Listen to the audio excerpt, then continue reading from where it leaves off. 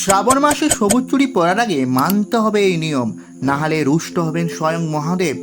শ্রাবণ মাস শিবের মাস। শ্রাবণ মাসে লাখো লাখো ধর্মপ্রাণ মানুষ মহাদেবের আরাধনায় রত হন।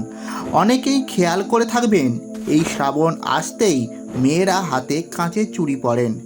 কিন্তু কেন পরেন জানেন? এই নেপথ্যে কী কারণ রয়েছে?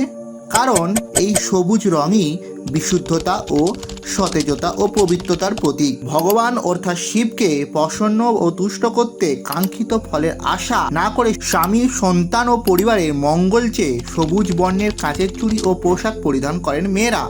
মনে করা হয় সবুজ রঙের চুড়ি পরিধান করলে স্বামী দীর্ঘজীবী হন এবং স্ত্রীর প্রতি ভালোবাসা বৃদ্ধি পায় স্বামীর। অবিবাহিতরা শিবের ন্যায় স্বামী লাভের আশায় এই নিয়ম পালন করে থাকেন।